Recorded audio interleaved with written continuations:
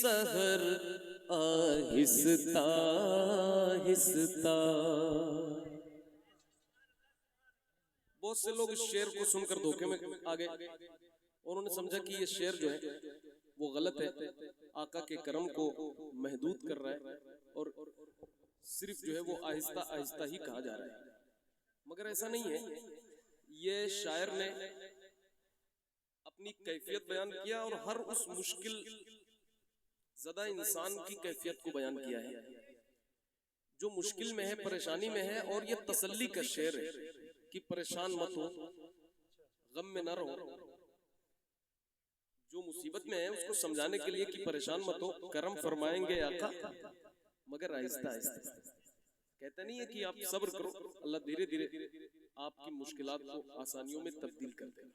ہے کہ نہیں؟ ہر مشکل کے بعد آسانی ہے نا.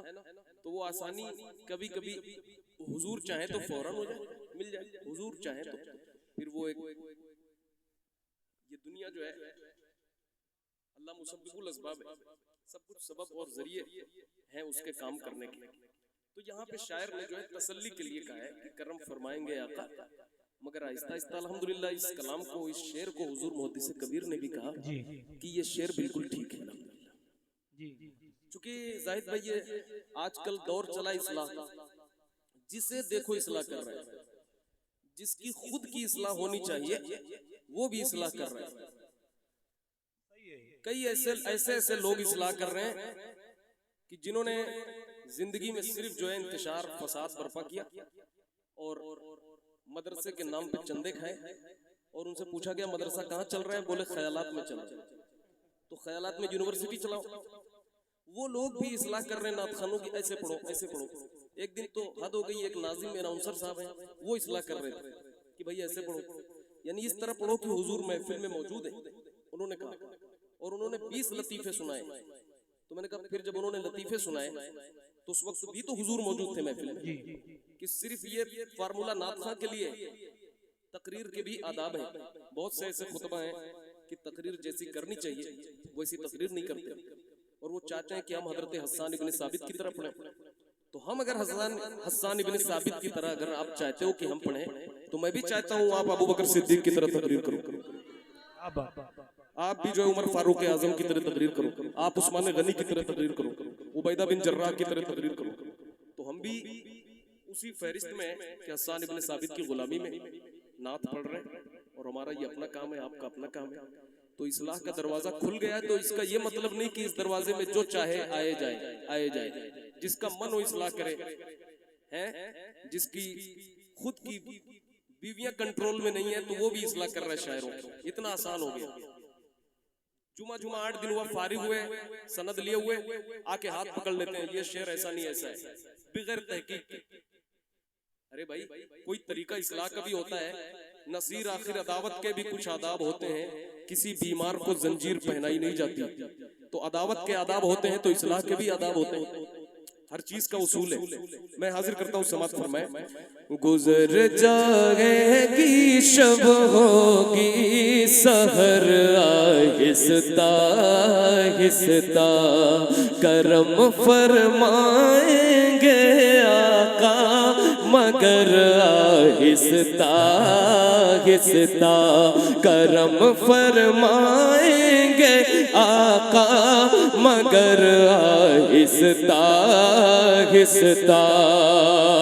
اسی امید پر جینے کی حسرت دل میں باقی ہے.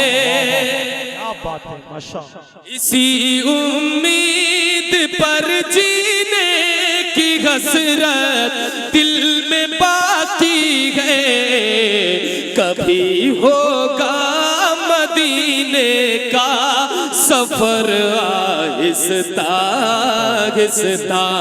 کبھی ہوگا مدینے کا سفر آہستہ آہستہ. فرمائیں گے آقا مگر آہستہ آہستہ.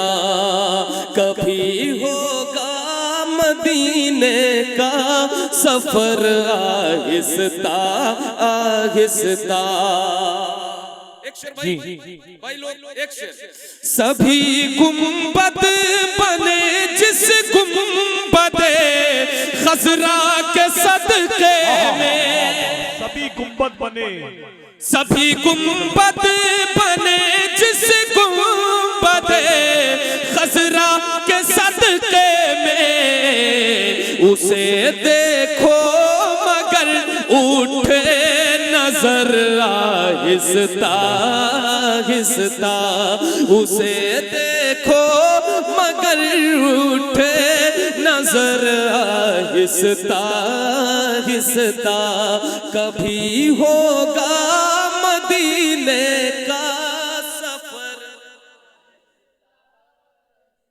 اب یہ شعر سنیں.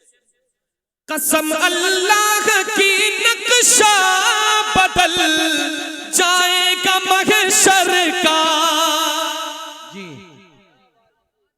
قسم اللہ کی نقشہ بدل جائے گا محشر کا.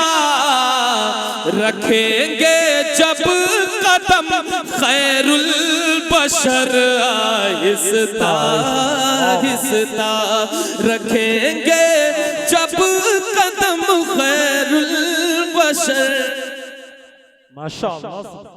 کبھی ہوگا مدینے کا سفر آہستہ آہستہ. قمر کا مطلب معلوم ہے؟ بڑے قاف سے قمر. قمر کا مطلب کسے کسے معلوم ہے؟ اتنا بڑا مجمع کئی لوگ بات کر رہے ہیں. قمر کا مطلب معلوم؟ چاند. بڑے قاف سے قمر کا مطلب ہوتا ہے چاند. اب شعر سماعت فرمائیں. میرے آقا کے جھولے میں اور ان کی نور کی انگلی. کیا بات ہے. میرے آقا ہے جھولے میں اور ان کی نور کی انگلی.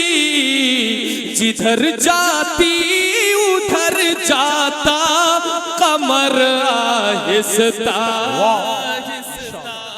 جدھر جاتی ادھر جاتا قمر آہستہ. سب مل کر. کبھی ہوگا مدینے کا سفر.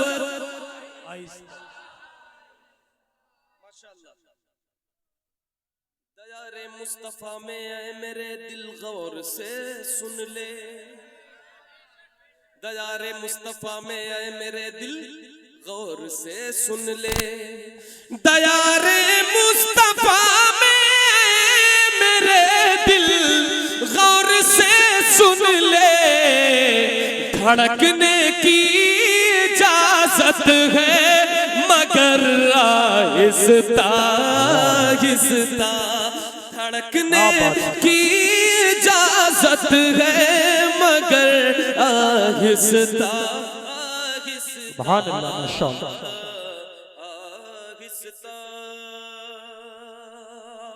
ایک فرمائش بڑی دیر سے آ رہی ہے, میں چاہتا ہوں اس کے اشارہ آپ تک پہنچا دوں. ایک نعرہ کوئی مجمع سے لگائے گا؟